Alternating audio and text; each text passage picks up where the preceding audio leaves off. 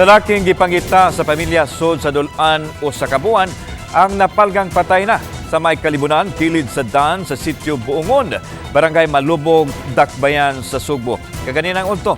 Sayra natong detalye niini pinagi sa live report ni Femari Dumabok. Fem.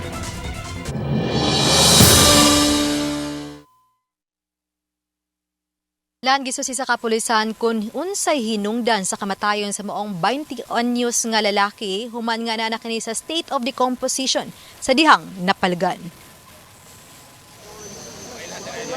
Nagkagubot na kini mga motorista ug pipila ka mga residente dinhi sa barangay Malubog. Human nga usa sa mga sakay og motor nga mangihilang unta sa kalibunan ang ingong maoy nakabantay sa mga patay nga lawas alas 12 ganihang udto. Nabuwag ng ulo ni ini nga gihiktan og pisi samtang ang lawas niini nagubo. Sulobang itom nga sapot. Aduna sa napalgan nga itom nga leather shoes. Certain nga pasahero nga nangihi diha babae, isuod siya, ay babae man, moto nakita siya moto nidagat siya sa barangay.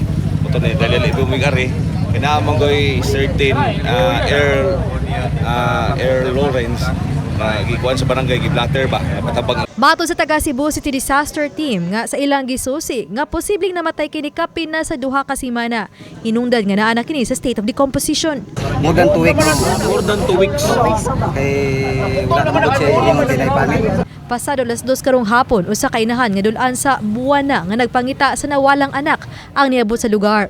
Og matod ni Bosay Konsehal Nelson Pilapil nga positibo kining niila sa lawas sa biktima nga iyang anak nga mao si Earl Lawrence Turay, 20 anyos. Gireport siya na missing niadtong Enero 7 nga katapusang nakitaan sa Bosay nitong Enero 6. Gani, gipanawagan pa kini sa iyang inahan nga si Virginia Turay sa Balitang Bisdak. Human pipila ka semana nang awa sila'y kontak ni ini.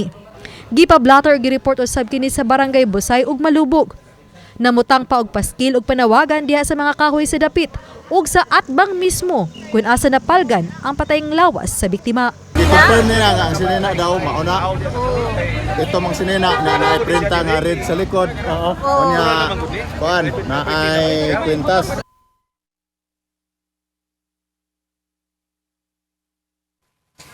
Lalakip nga gisusi sa kapulisan kung kinsay responsable o doon na bay laing tao nga responsable sa kamatayon sa maong batanon. Lan? Okay, daghang salamat, Femari Dumabok.